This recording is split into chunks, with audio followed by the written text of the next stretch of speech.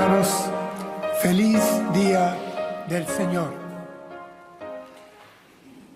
Hoy creo que en nuestra sociedad es difícil hablar de la cruz. Nuestra sociedad no recibe muy bien que hablemos de mansedumbre, que hablemos de sacrificio, que hablemos de diferimiento, incluso que hablemos de lo que en teología se llama teleología, que es ver a lo lejos una meta que exige una carrera difícil, pero hay que llegar hasta el final para lograr alcanzarla. Nuestra generación que nos está sucediendo pide resultados inmediatos y a bajo costo, si es posible.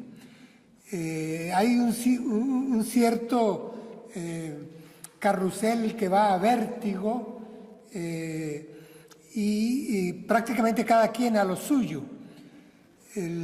No es agradable, sin lugar a dudas, créanme, introducir el tema de conversación, predicar, anunciar en nuestra sociedad occidental, moderna o postmoderna, al Cristo crucificado, al siervo sufriente. Y esto es central en el mensaje del Evangelio. Hoy en día oigo en algunos escenarios religiosos que prefieren predicar, presentar a un Jesús que vino como un buen maestro de parte de Dios a propiciar el amor, la paz, la conciliación entre los hombres, y que en realidad su muerte pasó a ser una reacción violenta de una sociedad bárbara que fue provocada su muerte, no fue planeada su muerte, no estaba dentro de el programa salvífico de Dios, sino que fue el resultado de esa actitud frente a sus palabras de amor, de perdón, de bondad, de hermandad. Esto lo estoy escuchando en algunos ambientes religiosos y no voy a entrar a señalarlos en este momento. Quiero, sin embargo, más bien citar a un hermano nuestro en la fe, un gran apologeta activo en Inglaterra y en Estados Unidos, profesor de matemáticas de la Universidad de Oxford, profesor de apologética, me refiero a John Lennox, y lo cito: los nuevos ateos no comprenden el mensaje cristiano de la cruz y la salvación porque no entienden la gravedad del pecado humano. Se burlan del primero porque han trivializado el segundo. Hermanos, el señalamiento de Lennox aquí es que los dirigentes, los que forman opinión social en nuestros países de Europa, norte de Estados Unidos y aún en la América hispana, están trivializando el mal, están buscando las excusas al mal, lo están disfrazando de enfermedad mental. Y si es posible, llegan hasta legalizar el mal. Así que si ellos no reconocen la gravedad, la seriedad del pecado que hay en el hombre, en el género humano, pues por supuesto tampoco entonces pueden sopesar y descartan el mensaje de salvación de la cruz, del sacrificio expiatorio necesario para que la justicia y la gracia pudieran llegarnos a nosotros. El objetivo de mi mensaje hoy es invitarles a que reflexionemos sobre el crucifijo, sobre el crucificado.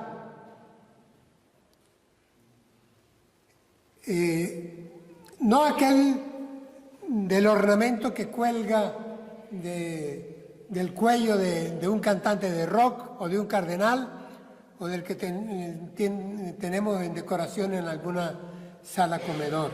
No, me estoy refiriendo al crucificado histórico. La cruz que la mayoría de los cristianos protestantes llevamos, una cruz vacía, esa cruz, hermanos, estuvo una vez ocupada. Y yo quiero invitarles hoy a que fijemos la vista en el drama horrible de esa cruz que estuvo ocupada, en ese crucifijo. La palabra crucifixión significa simplemente estar fijado a una cruz. Fixus y cruz. Estar pegado, haciendo cuerpo horrible con una cruz. Eso es crucifixión.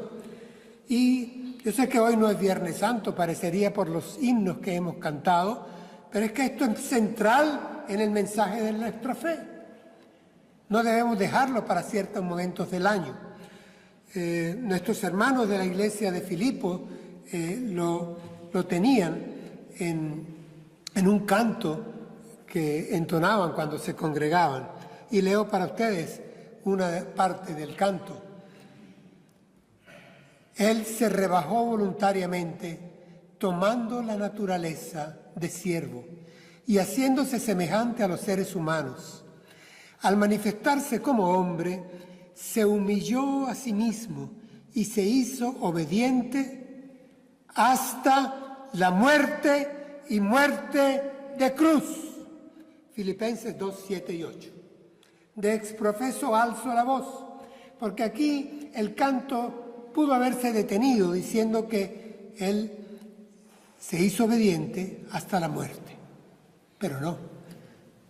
Por el Espíritu Santo, los hermanos nuestros en la iglesia de Filipo aclaraban, y muerte de cruz.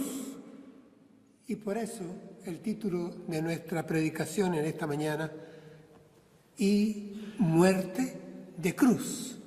Quiero que veamos, que reflexionemos lo que significaba morir en una cruz y lo que tuvo que sufrir nuestro Señor en esa cruz, que tenemos vacía gracias a la resurrección, pero que estuvo ocupada en horror, en tortura, en dolor, y Él la padeció por ti y por mí. A veces me temo que no queremos contemplar el horror de la cruz, porque la magnitud de ese horror, de esa tortura, va acorde a la magnitud de nuestro pecado que tuvo que ser expiado en esa cruz. Y preferimos ya no detenernos mucho frente al Calvario y contemplar la muerte de cruz. Cicerón, eminente orador conocido del Imperio Romano, escribió esto: la cruz es un castigo cruel y abominable. Hermanos, Roma la practicó por varios siglos. Fueron miles los crucificados. Y es interesantísimo cómo los escritos oficiales del imperio se cuidaron de que no hubiera mucho registro de la crueldad que significaba esa ejecución. Pero fueron ejecuciones públicas. Yo quiero que para esta mañana mi intención es que reflexionemos sobre el horror, la tortura y la muerte de cruz. Como texto base, 3 versículos de el canto cuarto mesiánico del profeta Isaías, 700 años antes de Cristo. Leo para ustedes el texto. Aquí está mi siervo. Será prosperado, engrandecido y exaltado. Será puesto muy en alto. Muchos se asombrarán al verlo. Su semblante fue de tal manera desfigurado que no parecía un ser humano. Su hermosura no era la del resto de los hombres. Muchas naciones se asombrarán de él. Los reyes callarán al verlo, porque verán algo que nunca le fue contado y entenderán algo que jamás habían oído. Isaías 52, del 13 al 15, en Reina Valera contemporánea. Esto es, hermanos, el prólogo del famoso capítulo 53, pero forma parte del mismo canto. Afortunadamente, nuestras Biblias advierten que ese cuarto canto mesiánico de Isaías comienza con este prefacio, con esta introducción. Y es una especie de sumario que antecede a la descripción del capítulo 53. Aquí hay una suerte de síntesis. En realidad, todo el canto mesiánico de Isaías, las profecías de Isaías, casi todas tenían un contenido poético exquisito de su pluma. Pero, hermanos, en este canto mesiánico, el tono, el Espíritu Santo logra que alcance un nivel quebrantador a quien lo lee. Un nivel que permita identificarse y comprender el grado máximo superlativo horrible de dolor que se experimentó en esa cruz que tuvo que sufrir Cristo Jesús por ti y por mí, ocupando nuestro lugar, como hemos cantado. Comencemos el texto en su análisis. Comienza cual si estuviera hablando Yahvé mismo. No es el profeta el que habla. Palabra es de Dios. Aquí está mi siervo.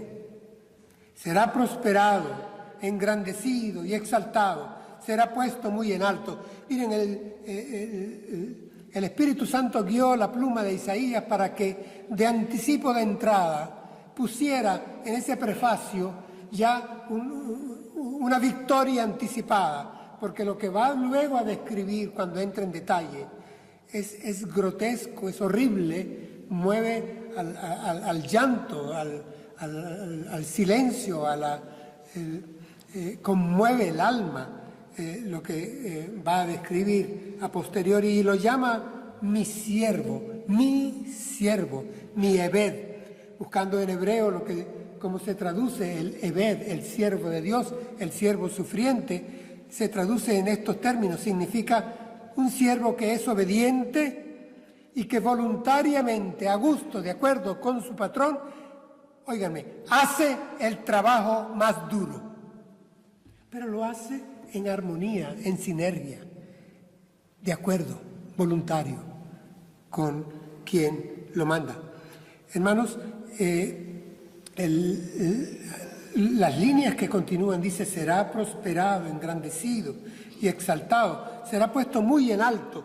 El profeta quiere anticipar, y así habrá de cerrar el canto igualmente, asegurando que el destino de este siervo sufriente que es su hijo, que el destino será transhistórico, será trascendente, no podrá en ningún momento ser asaltado por ninguna posibilidad de fracaso, no estará ligado a ninguna clase de suerte, no podrá fallar, no habrá improvisación que lo pueda tumbar. Esto está dentro de la planificación del plan de salvación de Dios para los hombres y tiene que llevarse con su soberanía al final.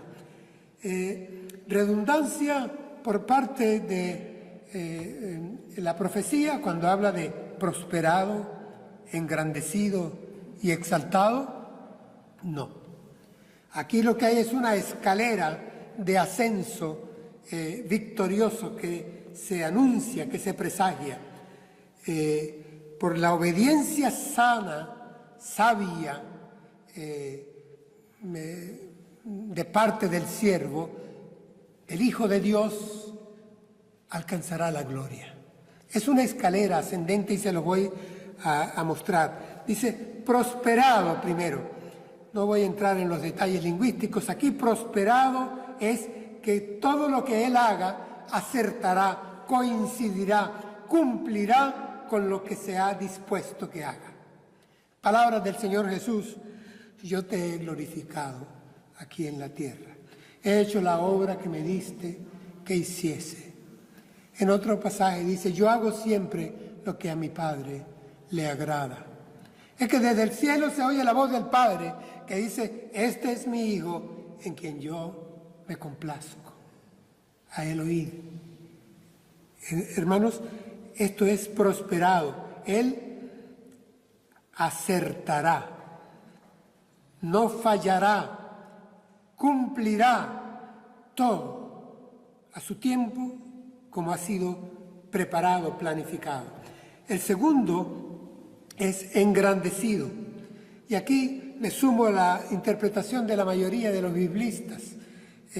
John MacArthur afirma que engrandecido aquí es un símil prácticamente imposible de evitar de la resurrección. Será engrandecido. Lo que veremos a posteriori en las líneas siguientes es cómo va a ser aparentemente destruido, pero será engrandecido, resucitará, la tumba quedará vacía, será engrandecido. Y luego agrega en la escalera increciendo, exaltado. Exaltado es la ascensión ya a los cielos. La escalera va subiendo del ministerio donde cumplió e hizo y dijo todo lo que debía decir y todo lo que debía de hacer de acuerdo a esa sinergia con el Padre. Luego es engrandecido cuando es resucitado, vence la muerte, es premiado por su fidelidad y es exaltado en la ascensión a los cielos. Y esto, hermanos, lo remata el profeta diciendo, será puesto muy en alto. Y es que me recuerda el canto a los filipenses que ya les mencioné. Recibirá un nombre que es sobre todo nombre, para que en ese nombre, ante ese nombre, se doble toda rodilla y para que toda lengua en todas partes confiesen que Jesús es el Señor para gloria de Dios Padre. Esto es ponerlo en alto, en exaltación máxima, y así lo cantaban nuestros hermanos. Creo que esta es la interpretación correcta de esa escalera hacia la gloria, una escalera que habrá de tener que pasar por la cruz.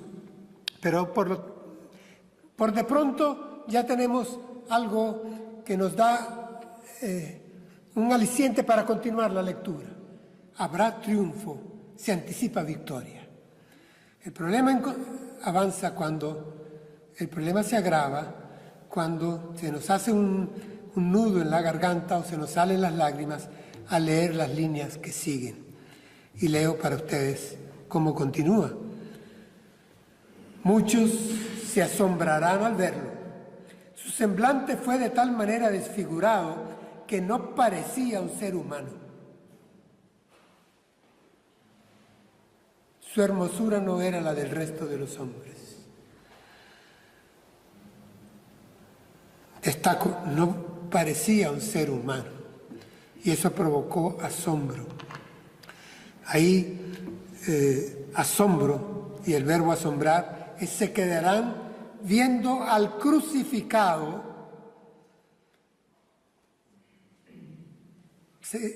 sentirán asombro, un asombro que les dejará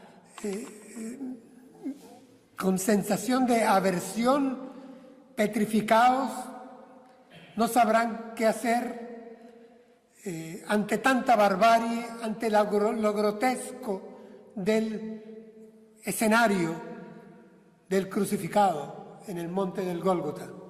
Hermanos, yo sé que nosotros, los protestantes, los cristianos evangélicos protestantes, llevamos la cruz vacía, porque exaltamos que esa cruz fue vencida y al tercer día resucitó de entre los muertos, pero hermanos, esa cruz fue ocupada.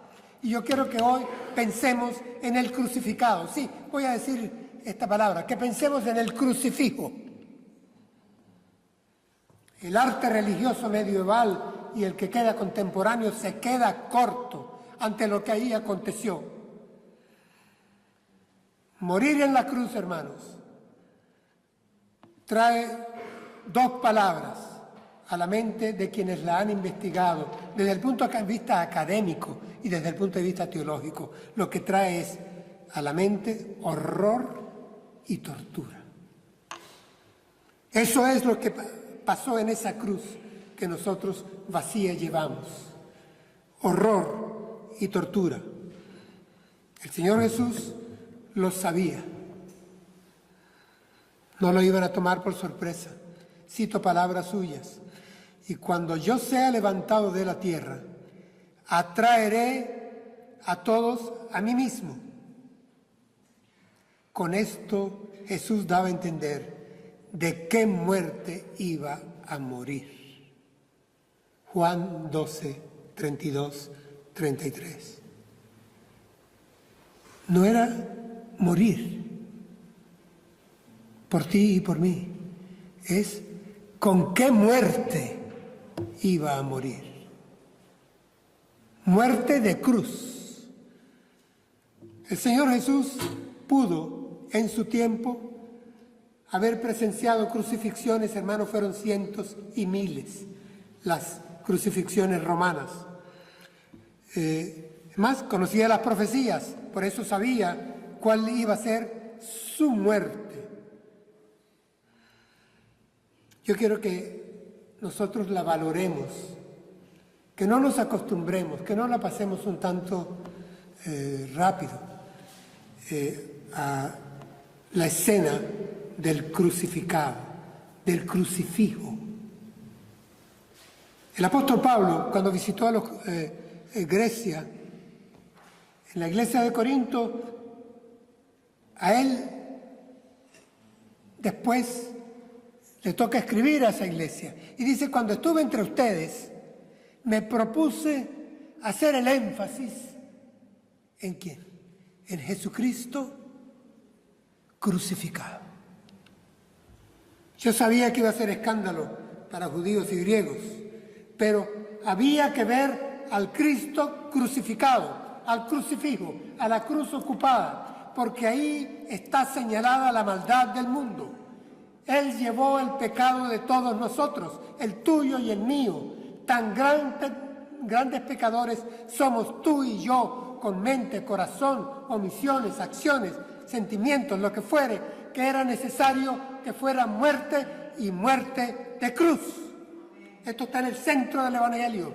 No podemos nosotros trivializar el pecado y la maldad y con eso pasar un poco de largo frente a una cruz que fue ocupada por nuestro Señor.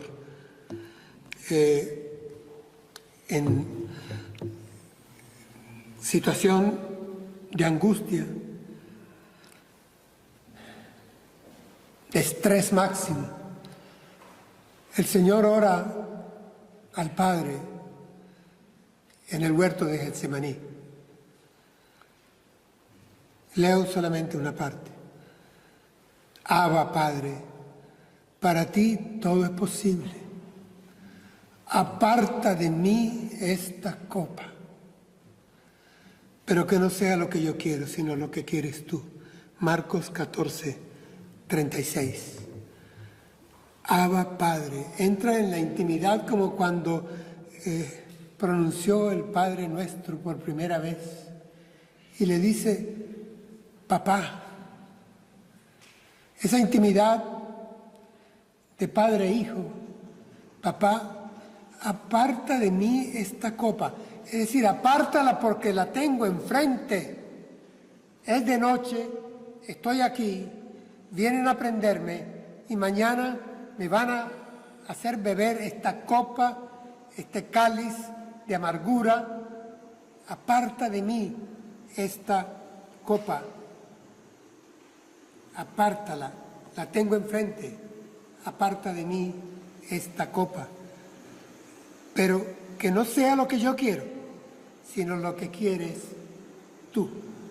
El evangelista Lucas añade en esta escena, médico, al fin, que el estrés llegó a tal magnitud en que experimentó algo poco frecuente, pero que sucede, la hematoforesis. Es decir, en esas situaciones de estrés agudo se dilatan los capilares alrededor de las glándulas sudoríparas y el sudor puede venir teñido por sangre. Esto se ha experimentado, se ha visto en situaciones extremas y el Señor lo tuvo en el huerto de Getsemaní. Él le había dicho ya antes al grupo apostólico: el Hijo del Hombre será entregado en manos de pecadores. En manos de pecadores.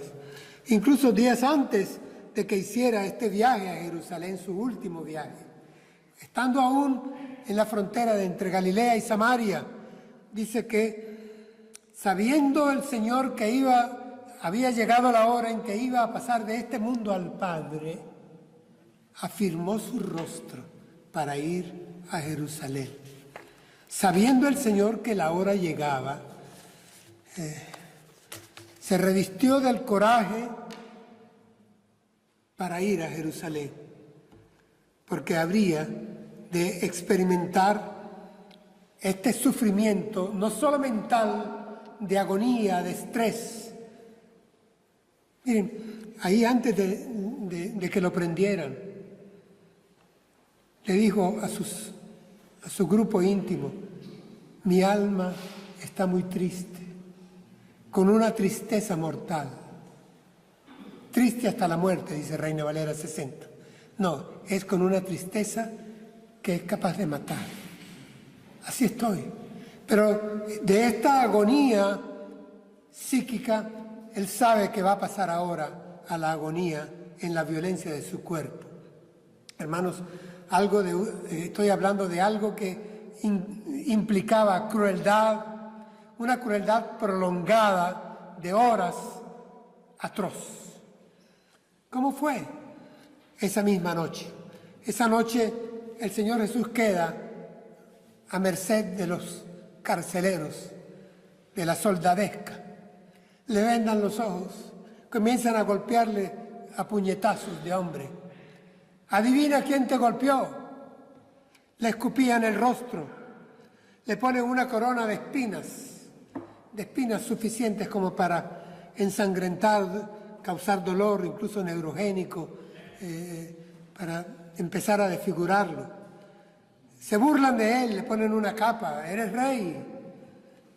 Y al amanecer ya lo atan a una columna, las columnas bajas que habían. Le quitan la ropa y comienzan a darle latigazos. Látigos que eran correas de cuero que en sus extremos tenían, como todos bien sabemos, fragmentos de hueso o de metal. Cuando estos latigazos caían y regresaban, destrozaban piel, destrozaban carne, hermanos, desgarros profundos. A veces se veían los huesos donde había caído el látigo. Esto lo está sufriendo el Señor en la mañana en que va a ser expuesto al populacho para que decidan qué van a hacer con él. Isaías en el capítulo 50 nos refiere que el Señor afirma: no aparté mi rostro cuando me golpeaban, cuando me escupían, cuando me arrancaban la barba. No aparté mi espalda para los latigazos. Los enfrentó, varón de dolores, experimentado en quebrantos. Ya luego de la sentencia: crucifícale, crucifícale. Un procurador romano cobarde, un populacho como suele ser, y continúan siendo los pueblos de comportamientos inmorales cuando están reunidos, cambiantes en pocos días. Le ponen sobre sus hombros lo que era el travesaño de la cruz, llamado patíbulo, una carga de unos 20-30 kilos, pero ni eso pudo llevar el Señor. Estaba totalmente debilitado y caía. Se considera que ese vía crucis llevó alrededor de unos 800, 900 metros. Frente a ello era como una especie de desfile. Vamos, insultos, burlas, caídas, aplastamiento del patíbulo sobre su cuerpo, y llegan ya al sitio de la crucifixión. Sabemos muy bien, porque hay unas cuantas descripciones, que se les crucificaba, se les fijaba a la cruz en tierra. Extramuros, los sitios de crucifixión no eran dentro de la ciudad, se hacían fuera de las ciudades. Y hermanos, se hacían fuera de las ciudades porque era un espectáculo tan grotesco que llevaba implícito que fuera ejemplar al extremo de que no se les sepultara. Había olor a podredumbre, había trozos de carne en los lugares de las crucifixiones. Ahí llegaban aves rapaces y antes de que los crucificados murieran ya estaban atacándoles. Perros alrededor, cual si fuera un sitio para ello. Eran desnudados para vergüenza pública, porque todas estas fueron ejecuciones públicas. Eran clavados y hay en arqueología ya sobran la cantidad de clavos del siglo I, siglo II. Eran, hermanos, clavos de 18, 20, 22 centímetros, completamente romos, enormes, atravesaban las muñecas, tenían que atravesar la madera, doblados por detrás para que no hubiera ningún desliz del clavo. Los pies eran también atravesados, o juntos a veces, o por separado en otras, para sustentar, fijar al crucificado. La situación de estar acostado cuando era suspendido, ya para quedar en posición vertical, provocaba el colgamiento, cantidad de factibilidad de que hubieran luxaciones de hombros, la dificultad respiratoria total, prácticamente habría de sucederse parálisis de los músculos intercostales, una respiración escasamente diafragmática. Para inhalar tendrían que suspenderse sobre los clavos de los pies, eso profundizaría y rasgaría más los pies, inhalar algo de aire para poder exhalar. Por eso, sin lugar a dudas, hay una tesis de un amado hermano, médico, cirujano, académico, Hugo Silva, que destaca cuán difícil tenía que haber sido la declaratoria de esas pequeñas frases que el Señor pronunció desde la cruz, palabras cortas, aquellas 7 palabras, porque no había aire para poder hablar, para poder exhalar, a duras penas para quizá respirar. Hermanos, estamos hablando de figuras ensangrentadas, la figura del Señor sufriendo espasmos en sus brazos, siendo gritado, insultado, a otros salvaste, sálvate a ti mismo, es decir, era injuriado. Al pie de la cruz estaba su madre llorando, un discípulo, el más joven, al cual él amaba, y otra mujer que lo acompañaba. Del resto, unos soldados jugándose su capa, a los cuales él pide perdón para ellos. Padre, perdónalos, porque estos no saben lo que están haciendo. Quieren un souvenir de este momento. Pero esto, hermanos, quiero que lo presenciemos. El profeta lo pone. Dice, se asombrarán al verlo. Y ese asombro, hermanos, es porque, noten lo que escribe, su semblante fue de tal manera desfigurado que no parecía un ser humano. Ya les he dicho que el arte religioso se quedó corto. Hermanos, en Reina Valera dice, fue molido por nuestros pecados. Todo este dolor que sufrió, que padeció, fue cargando el pecado del mundo, cargando la maldad tuya y la mía, ocupando nuestro lugar. Quiero destacar esto.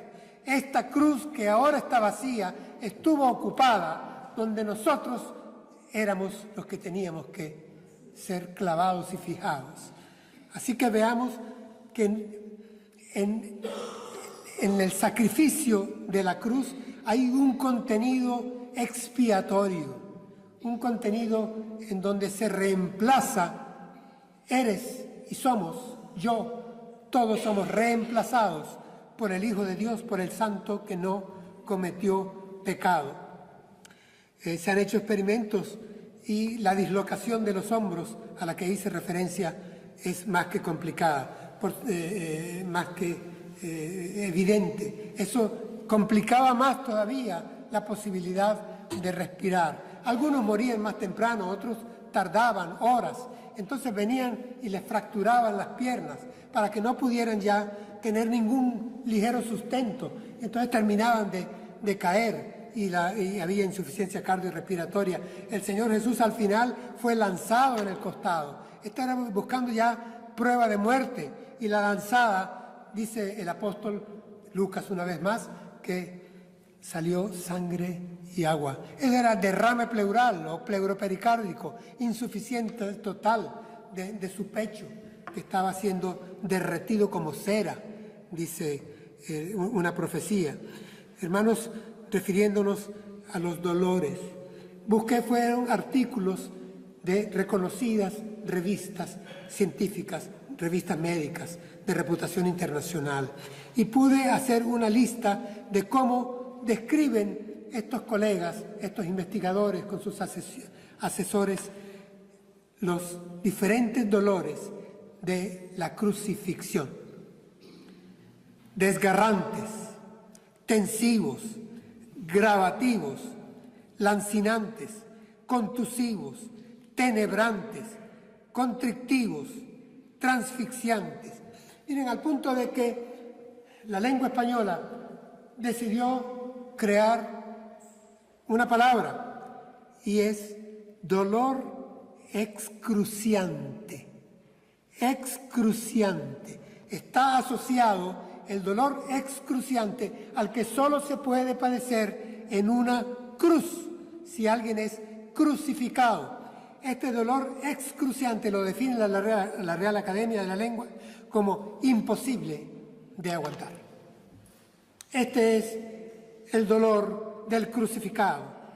En el Salmo 22 leo como David en escrito profético escribe lo siguiente: mucha gente poderosa me rodea, habla el Mesías, habla Jesús de Nazaret desde la cruz. Son fuertes como toros de Basán, como leones feroces y rugientes, abren sus fauces, dispuestos a atacarme. Tengo seca, muy seca la garganta, la lengua se me pega del paladar. Me han lanzado al polvo de la muerte, me ha cercado una banda de malvados, me tienen rodeado como perros, han taladrado mis manos y mis pies. Puedo contarme los huesos mientras ellos se regodean al verme. Echan a la suerte mis vestidos y se los reparten por sorteo. Salmo 22, del 12 al 18.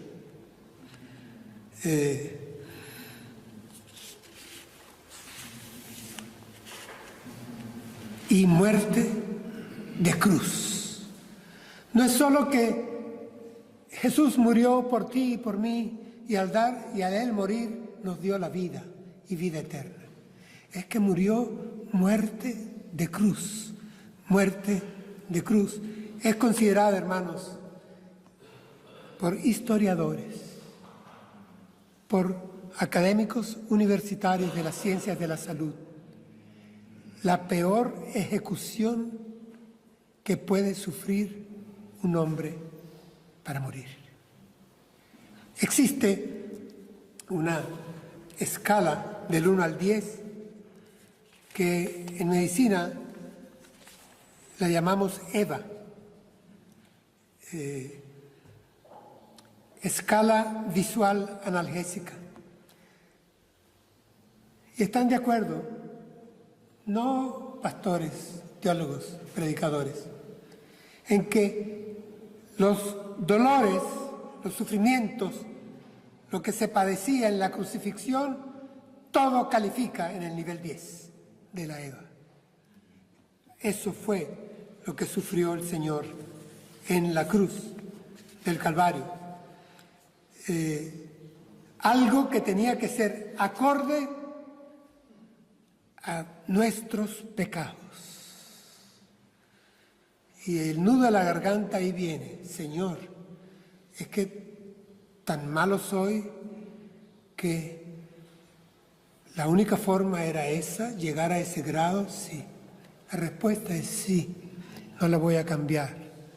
Porque siendo aún pecadores, mientras aún éramos pecadores, mientras tú estabas en pecado, en maldad, en rebelión, de cualquier nivel y forma, y yo también estaba en las mismas, Cristo ya murió para ocupar tu lugar y el mío. Y clavó tu pecado y el mío en la cruz.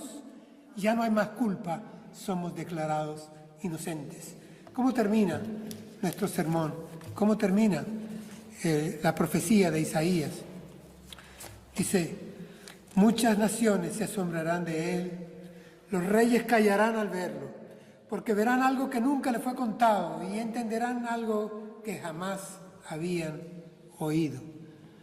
Sí, hermanos, sobre este pasaje es que se llama la atención a las naciones en general, a los reyes, y es que hay un contraste, hermanos. Aquí en el crucificado, en el crucifijo, vemos es al Rey de Reyes muriendo, pero lo que estamos contemplando en el Calvario, en esa cruz ocupada, porque ocupada estuvo, es una historia única. Es alguien totalmente diferente. Esto no es comparable a nada. Y los reyes que les gusta la alfombra roja, sus coronas con piedras preciosas y tener siervos a su lado que gobiernan despótica o de otra manera, los reyes callarán.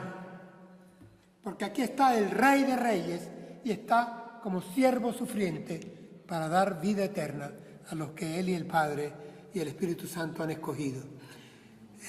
Aquí dice callarán, dice verán algo que nunca les fue contado y entenderán algo que jamás habían oído. Aquí hay un par de diferencias interpretativas. Yo me plego a afirmar que ver no es creer y que entender tampoco es creer. Y la experiencia histórica y cómo continúa este canto me afirma que aquí está refiriéndose a que verán, callarán por asombro, entenderán lo que ahí está pasando, pero no que creerán. Porque el profeta continúa inmediatamente levantando una pregunta que levantó Jesús, pregunta que levantó Pedro en su discurso, pregunta que Pablo también repite en una de sus cartas. ¿Quién ha creído ante esto? ¿Quién ha creído a nuestro anuncio? ¿Sobre quién se ha manifestado evidentemente el brazo de Jehová? No, no creen, no creen. Hay incredulidad al ver a este varón de dolores experimentado en quebrantos. Hermanos, sin embargo, nosotros sí creemos. Nosotros hemos creído al anuncio. Y voy a terminar con un fragmento de un soneto conocido en España, del siglo XVI, autor anónimo. Tú me mueves, Señor. Muéveme el verte clavado en una cruz y escarnecido. Muéveme ver tu cuerpo tan herido, muéveme tus afrentas y tu muerte, muerte de cruz. Hoy vamos a celebrar, a conmemorar, a recordar este evento, la crucifixión, el sacrificio expiatorio. Yo quiero que lo hagamos evitando normalizar en rutina litúrgica un acto que recuerda que a alto, caro precio hemos sido comprados, a precio de sangre, de horror, de tortura y de muerte, y muerte de cruz. Gracias, Señor, por ocupar nuestro lugar en la cruz.